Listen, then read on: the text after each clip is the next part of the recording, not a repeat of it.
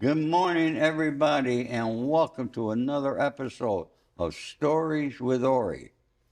Today, I have another special guest, and believe it or not, I met him for the first time in person. We had a great breakfast at the Belvedere at the Peninsula Hotel, but we had known each other for a couple of years, I guess, on Clubhouse.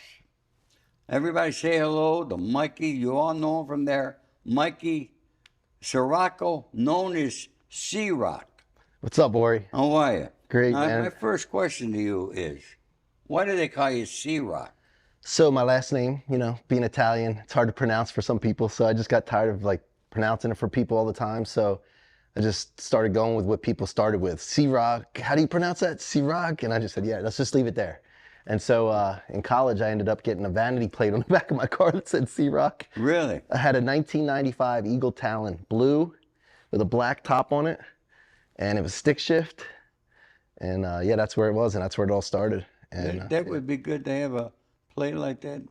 No. well, the problem was one time I was over at a girl's house, and I woke up the next morning, and my all four tires were flat, and somebody had stole my vanity plates. And apparently she had a jealous ex-boyfriend or something. Really? So I said, you know what, the hell with it. I don't need to do that. I'll just stay undercover.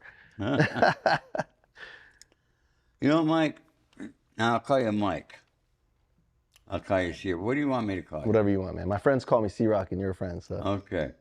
C-Roc, we met on Clubhouse, and a lot of people don't know what Clubhouse is. Mm-hmm. But during the pandemic, Clubhouse became a social audio app, and it was huge. It was great when it first began. It was simple to use. And I mean, you go in rooms with 2,500, 3,000 people, and it was an awesome time when we were locked down. But a big change came when the pandemic was over. All the real people actually left there. What do you think of that there? Well, I think it was the perfect storm, right? We had the pandemic, everybody was in lockdown, and human beings need connection. Right. And so people were searching like connection. I need some connection. So I'm sure everybody was scrolling on social media. And then the people started to see that the invite system that they used, which was ingenious at the time. It was really good when they first began with just the iPhones, and it was invite only. Yeah. You had good quality people. Yeah. And then, all the sharks started to come out too. Everybody that was looking to make some money while they were stuck in the house. Yeah. And then you'd have people coaching, courses, selling their programs and everything, which was awesome. But there was also some slime balls. And then they kind of ruined it. So, but at the end of the day, we had some fantastic relationships that we've developed. And that's me. I'm a relationship guy. I love people. I love the right kind of people. And through that journey, I think we both ran into some good people, some people, and some really bad people. Well, you were running one of the best rooms until Clubhouse made that big change. Yeah. That, they had such a simple app that was, why do people complicate things? I can't figure it out. You got something that's working, let it work. Yeah, so that's easy for us to say, and it kind of ruined our culture that we had. But the other thing in business, as you know, you got to make risks sometimes. You got to take risks sometimes. And most of the time, it doesn't pan out. So I think personally that they took a risk because what they had was kind of stagnant for them as a business. And it just didn't work. And so it's easy for us to say not being in their shoes. Yeah, well. So I look at it that way. I try to look at all different perspectives of things. Yeah. And of course, I was complaining a little bit too. But then I started to notice after they made that change, most of the people on the app were those that weren't really doing anything during the day. Maybe they were on retirement, like military retirement, disability, unemployed. And it was good because we were talking to people, but then I started feeling like I was creating a space for people to come hang out and not accomplish anything. Right. So that's why I stopped doing my rooms, because I didn't want to contribute to that. Yeah. Mm-hmm. And that's basically what it is. Yeah. People that are retired, had nothing to do, and it's their way of socializing. Yeah. It's like the corner bar in a way, isn't it? Yeah. Yeah.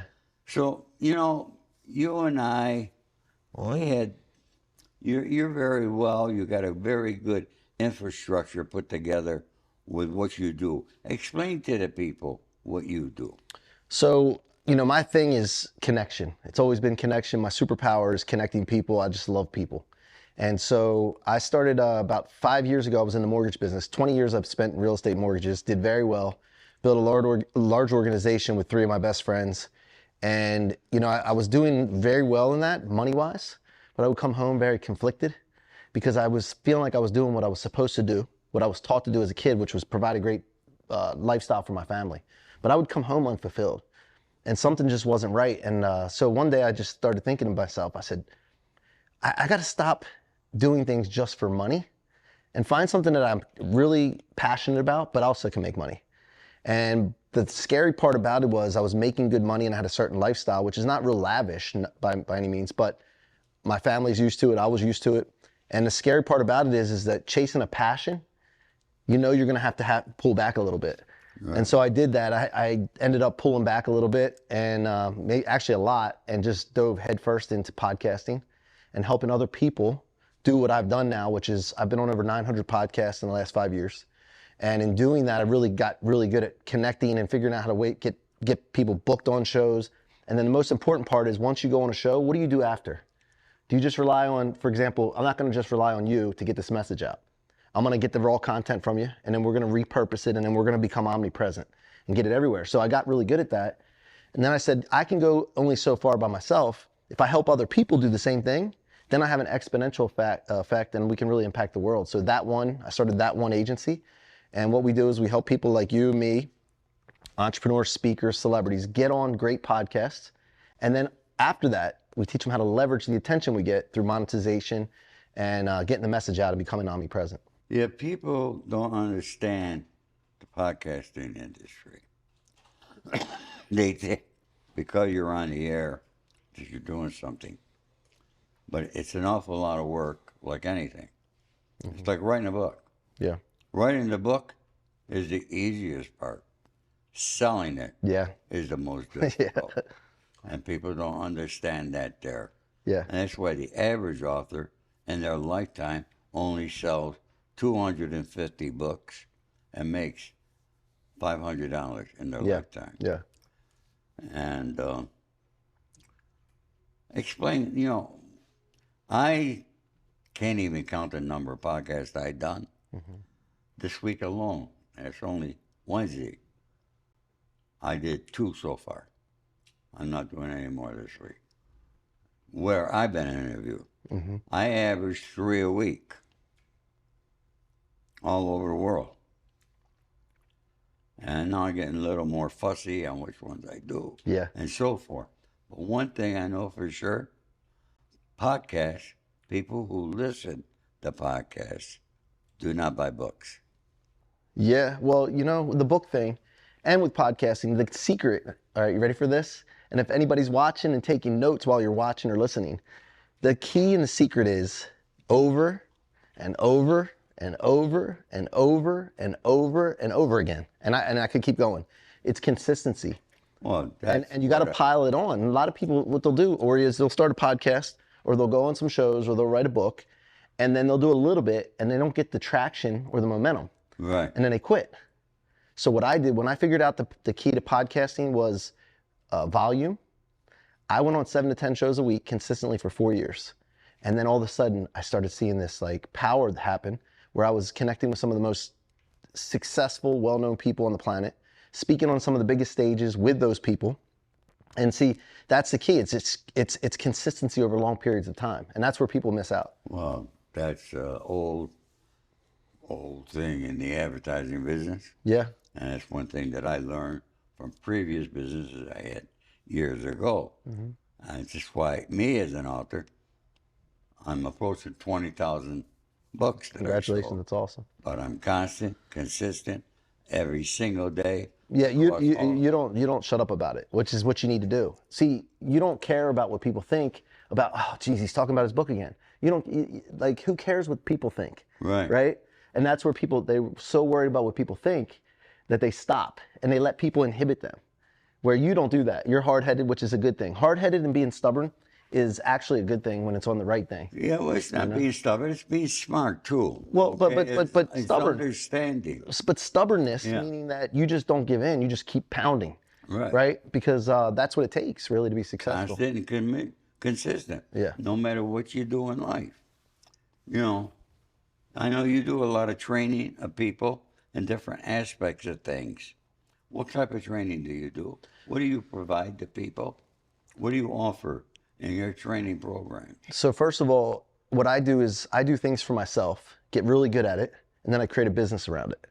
So that I teach people and then serve people through doing versus, oh, I'm gonna be an agent for someone and I don't really agent for myself.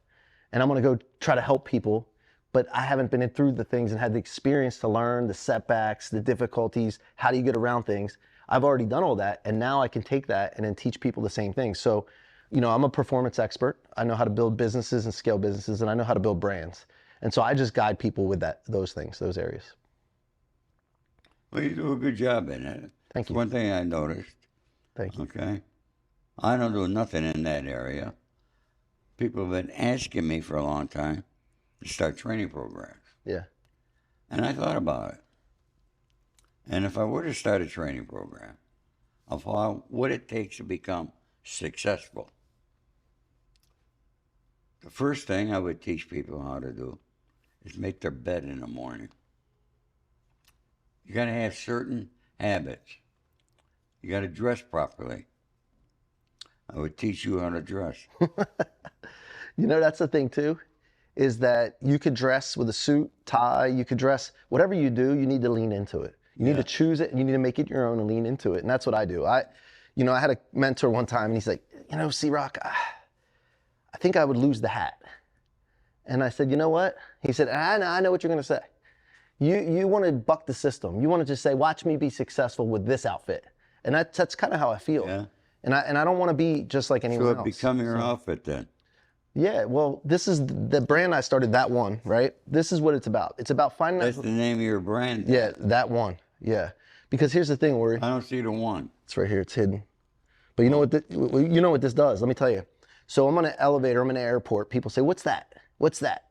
This gets people asking questions. And then I tell them it's That One. It's my brand. It's a company I started.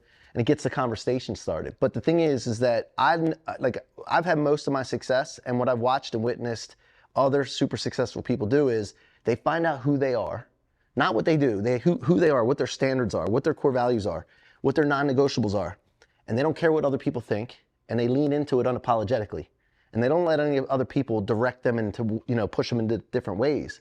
Because in life, and you've had your success because when you had your goals, they were your goals. Right. They weren't somebody else's goals. And that's what happens to people. They don't commit to their own things, dreams, and then they end up chasing and helping other people with their dreams. Well, you're absolutely correct. And one of the biggest mistakes people do is they start taking the advice of other people. Opinions. Huh? Opinions. Versus advice. There's a difference. Well, it's like watching cable news. You're getting different people. You're not getting news. You're getting opinions. Yeah, exactly. Okay? Exactly. From different people. So let me, can I tell you a story? Since this is Stories with Ori. So I'm going to share something with you. Growing up, I grew up around a lot of brokenness, okay? And brokenness, alcohol, drugs. I've witnessed mental health issues, suicide. And the thing I noticed was people always shared a story of why they were being like that, which always stemmed from someone else. Oh, my parents were hard on me. That's why I'm an alcoholic. My parents were an alcoholic. That's why I have anxiety now. All these things were justifying what they were doing, but they didn't want to be like that. They didn't want to be a drug addict. They didn't want to be depressed, but they were basically living off of someone else's cause. And so for me, I started saying, you know what? And I would call them out on it, whether it was my grandmother, my cousins, my uncles.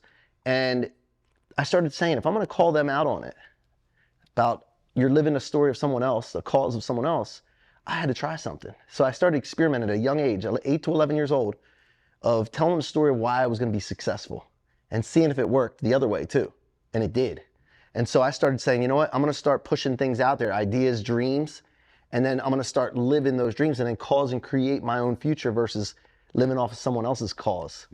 And it's powerful, man. But the thing is, those in power now, corporations, government, they don't want you to do that. They don't want you to be powerful because it takes their power away. And so I just keep leaning into it and pounding. And most people don't do it, and that allows me to elevate and help other people to elevate. So what's a day like for C-Roc when he wakes up in the morning? So my day is very structured. I know exactly what I'm going to be doing. I live off my calendar. And you know, the thing is that I don't want time to control me. I want to control time. So in order for me to do that, I need to push things in my calendar that are important intentionally. And then by the end of the day, I assess my day and I check it out and say, okay, did I go towards my dreams or away from it? So that I can adjust. Most people don't do this every day. And that way it allows me to adjust for the next day. So I pay attention to myself a lot. In the morning, I take care of myself, whether it's mentally reading books, getting clear on what I want, and then taking care of my body. And then from there, I'm in mode of just contacting as many people as possible and having conversations with people and causing and creating futures with people. And that's one of the most, my mentor taught me this, one of the most attractive things you can do is help cause and create futures for people. Right. And so that's what I focus on every day. So you live by a calendar. Yeah. Yep. That's one thing. Monday through Friday. I have a calendar. It's in my head. Yeah. I tried that. It didn't work for me. Yeah. I do put things in my phone. Yeah. My calendar in my phone. Yeah. Yeah. I'm in a different area. I'm a little bit older than you. Well, yeah. So now you have that luxury of, hey, I don't feel like doing that today. I'm trying to shrink how long it takes to do something right now. So I have to be very structured with that. And, there's things that I don't put on my calendar if it doesn't go towards my dreams. I say no to that, but I'll say yes to pretty much everything that goes towards where I want to go. And so, I really have seen a exponential speed over the last 4 years. I've probably accomplished more in the last 4 years once I started living this way than I did the prior 40 years. Oh, so you only started this 4 years ago? About 2019. So 5 years. I thought you've been doing it longer than that. Well, I was doing mortgages and real estate and building a business that way longer, 20 years. But building my own personal brand and then helping other people and doing this, it's been 5 years. But it seems like a lot longer for people because, again, I shrunk the time it took to accomplish things. And now it's, and let me tell you, it really came down to, I lost my stepfather in 2019 to a sudden heart attack. And when I noticed him, what he did and how he lived his life with passion and it just ended, it gave me a sense of urgency. Because I said, I don't know how long we have here. So I need to accomplish things as fast as possible, effectively, and move faster. And when I made that commitment and that decision, it just, everything started to fall in place. Well, that's why you've heard me say it. Our most valuable asset is time. Yeah. And it's unfortunate that so many people waste it every single day. Yeah. Yeah. And, we're not going to be here forever. And from the time we're born to the time that we go, it's a blimp. So I try to urge everybody to be happy, be positive, and do what you enjoy doing, and you'll be successful. 100%, man. And I lost a friend 2 weeks ago. He took his own life. I would have never thought this guy would ever did that, right? And for some reason, I've seen a lot of suicide in my life. From when my grandmother did it, my stepfather's dad did it, friends, I've seen a lot of it, and it always hits me. I can't imagine ever getting to that point, but why people do that? But then I start to think to myself, when I start feeling down, I remember I control how I feel. And so then I start to think about comparing myself to other people doesn't make sense because you never know what's going on inside of their head. You don't know. The surface is always a facade. And so then I start thinking to myself, 2 weeks ago when my friend passed, I started thinking to myself, I want to really narrow in on focusing on being present and where I am right now. Like I'm with you right now. My attention is on you and I want to make the best of this situation right now. And then when we're done, I'll move on to the next thing. I'm not going to think about, okay, what do I have to do this afternoon? Mm-hmm. Now, you were in the mortgage business, and you did very well in it. What do you think of the mortgage business and the economy of real estate in today's world? So right now we're in a situation where these big corporations are buying up all the single-family homes, limiting the inventory. So the average American or the millennials that are coming up now, they're having to shack up with other friends of theirs, split rent, split a mortgage, what have you, and it's making it very difficult on one of the main drivers of the U.S. economy, which is real estate. real estate agents, the mortgage business, banking. It's making it very difficult. And I don't really know the answer of how they're going to do this unless they start limiting corporations from buying single family homes, which I don't know if that's possible, but they need to be able to speed up building new homes, and then limit somehow the investing of homes, because as investors that aren't living in primary homes, because otherwise we are going to become a renter nation, and you won't own anything unless you're an investor. I think we are becoming a renter's nation, particularly here in California, where there's not that much property available. Real estate's a premium, higher here than most other parts of the country. But everybody wants to bitch about the interest rate, and I remember when the interest rate was, we grew up with this rate. So it was nothing. But I think now I'm seeing a little bit change where people are getting accustomed, okay, this is going to be the interest rate. And there is some sales are picking up in certain areas. I think so. Here's the thing. So in anything that happens, whether it's the interest rates going up, the economy, whatever, the president that you like or don't like is in office, people complain about things, right? What the hell does complaining do? Complaining. So the best thing to do is not good. It's assess what you have in front of you and win the game. Everything's a game. So like the way I look at it, right? I'm not a fan of Biden, of course. I'm not a fan of Biden, of course. Just not, because I see a big picture happening here. But the thing is that, okay, this is the game that's put in front of me. I have one vote, right? And I'm in Maryland. It's a blue state, right? So I don't really have the control there. I can vote. I will vote. But at the end of the day, okay, this is the game that's put in front of me. This is how I approach things, Ori. It's not just politics or what have you, but this is the game that's put in front of me. How can I win the game? Instead of bitching and complaining. And so that's the way I approach things, and it seems to work pretty good. It's like, I thought, talking politics, I thought about it this morning. Why don't we have a nation where instead of voting for red or blue, all right, why don't we vote, Ori Spado and C-Roc are running for president. Which one of us you like the most? Well, which one you think we're, okay? But they're dedicated to the blue or the red parties. It doesn't make a difference who the person is. It drives division. Huh? It drives division. So if you have three or more, you're not as divided. If you only have two choices, right? Red or blue, black or white, women or men, gay or straight. You notice it's in twos. Right. When you have twos, you're going to have two sides, and they're going to go at each other, and there's division. And the people that in power love this because they won't have anybody uprising and pushing them out of power and limiting their power. So it's intentional. Once you know this and you start to see this, then you say, okay, well, that's the situation. I'm not going to get caught up in arguments and debates and all this. I'm going to win the game. Well, I'm not going to be able to change it. Okay, I'm one person. I believe we should not have the electoral college. Okay, they should not determine the will of the people. It should be the will of the people that determines who the president is. And, that's something we had that's probably never going to change either. Yeah. But. So let me ask you, when you going forward right now, for the rest of your life, where you are in your life right now, what would have to happen to to be like the perfect rest of your life?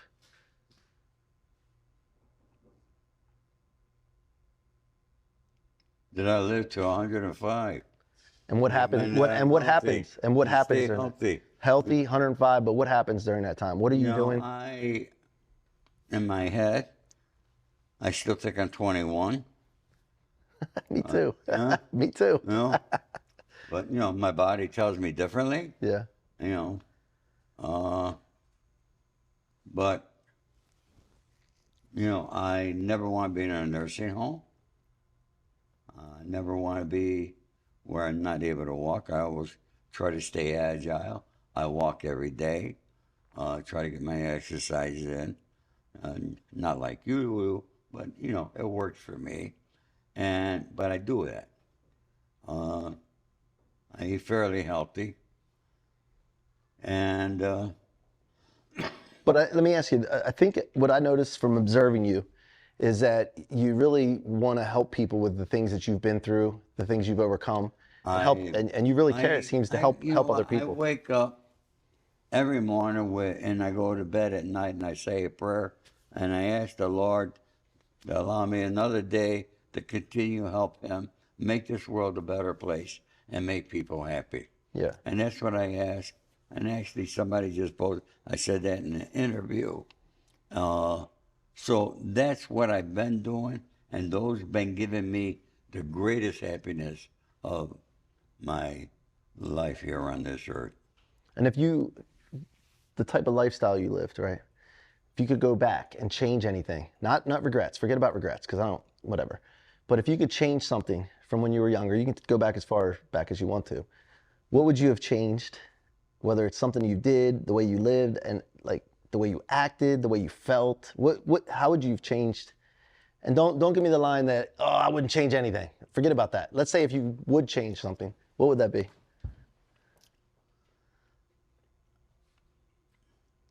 Why don't we give you that line? I couldn't change anything, so I wouldn't change anything. But if you could, let's. If I could change anything, Because here's why I'm telling you. Here's what I'm telling you though. I want to let you know because there's people watching that are younger than you. Yeah. And they may be in a situation that they're living and they hear you say something right now that could change their life.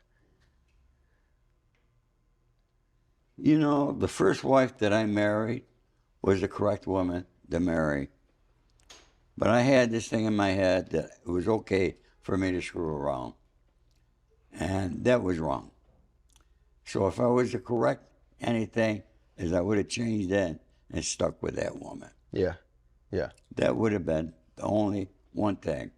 Because, you know, in a way, that even though I'm close with my children, and she and I, we talk, we're cordial, we're nice to each other.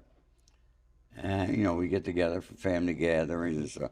But it's would have been different. You know what I mean? And, you know, then again, I lived across country from them. Yeah. So it was, but I can't change it. It is what it is. And thank God we made the best from my mistake that I made. Well, so here's what I get from this, right? So I've been married 21 years coming up this May. I have 2 healthy kids. My wife is beautiful. We have a nice, nice family, nice house. And sometimes I get this thing in my head where I should be further along than I am professionally, financially, right, in my career. And I had a lady that's a friend of mine. Shout out to Amelia. She's a friend of mine, and I consider her a mentor. And I said that to her one time. And this relates to what you said right here. And I said, I feel like I should be so much further along. I see you have exited a company for millions. I see all the other people. I know I have the capability to do that. And she said, I don't want to ever hear you say that again. She said, you did something that I didn't do. I didn't focus on my family. I focused on my profession, my career, chasing money, success, and my family suffered. And you have done, she said, she's talking to me, she said, you have done what I didn't do, which is build a foundation. And now you're in your 40s, you've built that foundation, and now you're going to skyrocket. And it just shifted the perspective for me. And for what you're just saying there, it really makes sense to me. Yeah, well, it's true. She was a right woman. The most successful and legitimate business was when I was married to her. She was by my side for good, bad, anything. Yeah. So she was a good woman. She is a great woman. Yeah, yeah. So people, I think what it is like, look at your situation. And if you are in a situation where you have a great spouse, kids, healthy, everything's healthy, take a look at that and really don't take it for granted. Right. Because when you have a good home life, it makes business a lot easier, right? Yeah, so thank you for sharing that, because I know it takes, it's transparent and vulnerable. I never said that before to anybody. Yeah, well, I appreciate you either. answering that. So you got that out of me, which was very good of you. Thank you. I think the audience would appreciate it too. I think that they'll be able to relate, and then, hopefully it changes somebody's, trajectory. Yeah, because, people think I lived such a glamorous life, Newspapers are written that I lived a glamorous life in Hollywood. but nobody knows what's inside. Yeah. Okay? Yeah. It was not glamorous. It was a hard hustle every single day, every moment. You know, you don't know. You got to wake up every day, hustle a dollar. You don't know who's going to kill you, or somebody's going to try to kill you. So it's a different life, that I lived, and I'm going to be 80 in December. I'm here to talk about it, and I think this guy left me here on earth to try to teach people not to do what the hell I did. Yeah. There's a better way, because there's nothing better than having a family and being happy, okay?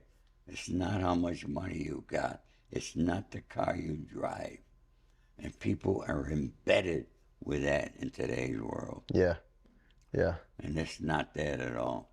Yeah. Because those don't bring happiness. Yeah. It makes life a little bit easier to live. When you go to a grocery store and don't buy 5 items and have to spend $100. Yeah, yeah. Like today. Well, I was thinking this morning, I actually was just by myself. I do a lot of thinking, and I thought to myself, I'm very blessed and thankful that I was able to work on myself and develop myself into who I am today, and I'm going to continue to grow before I really made a lot of success. I think I've had success, but to where I have my potential to where I know I can go, I'm so glad that, because I think success and money just magnify who you actually are at that time, right? Well, this is something that people don't understand. That, like what you just said, you got to do it every day. And people like yourself or myself, we're not happy with that there, and we always want more. We always feel we could do much better. Mm-hmm. We could do bigger. Mm-hmm. And we keep striving for that because we live a life where we are constant all the time in what we're doing. Mm-hmm. Yeah. We believe in what we do, and it is the right thing, and we try to teach others to do that. Yeah. That makes sense? Yeah. Yeah. Yep.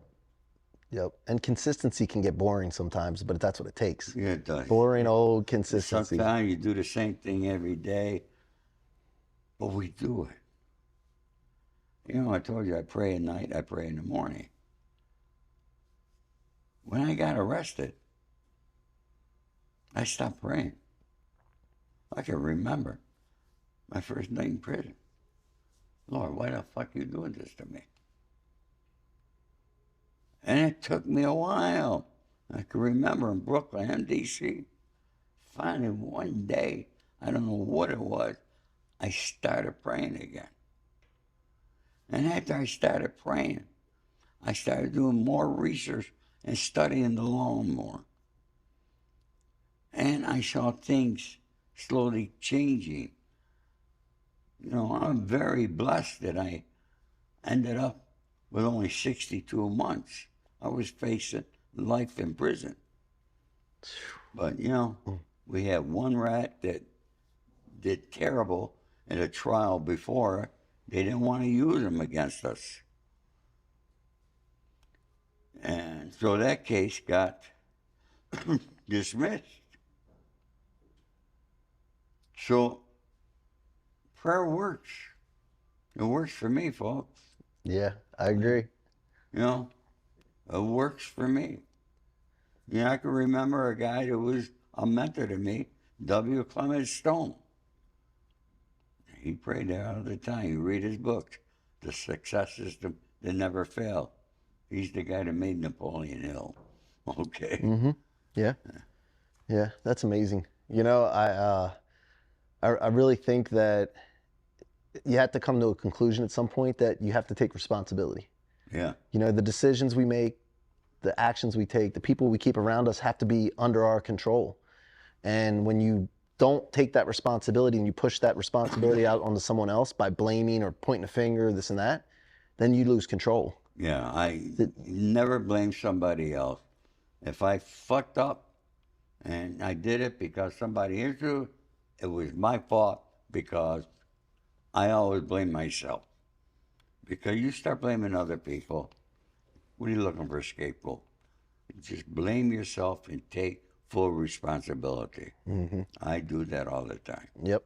Yep. I mean, I think it's important for people to understand how that works and why is because you have no control when you put the responsibility on someone else. Right. Everybody wants control. Like nobody wants to be a puppet, but you become a puppet when you start blaming, when you don't take responsibility. And so one of my philosophies is that I don't ever want to be a puppet. I want to be the puppet master. I want to control things. And in order to do that, I have to take control. I have to take responsibility and for everything that I do. Well, the one thing I know, I can control Ori Spado. I can't control you. I can't control Andy. I could try to help. I could advise.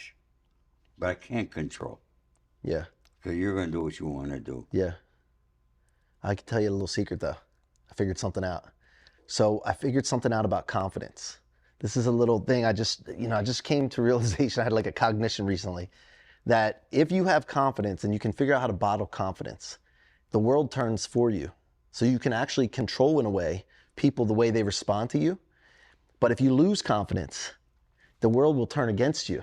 Oh, well, confidence is very So there's ways to influence. I don't know about control, but influence people. And, to every degree that you can do that, then you kind of are controlling things. Well, if you could get people to be confident in who they are, then you're doing something. Yeah. Okay? But it starts with you. I'm confident with everything that I do. But yeah, you're right. Yeah. Anything you'd like to add for these people out here that are going to listen? Because I think this was an awesome thing. All right, we think. Yeah, no, you've done a great job, and I'm glad you were able to get transparent and vulnerable with the audience and me. I really want people to understand that we're put here on this planet to live the life of our dreams, and despite what we're told, we have different things coming at us from all different angles. We need to understand that we do have that power, and it all stems from getting around the right people, thinking the right way, speaking the right way, doing the right things in the direction of that dream that you set out. And doing the right thing because it's the right thing to do. Yeah. Yep. So thanks for having me, man. I appreciate you. Thank you. My pleasure, buddy.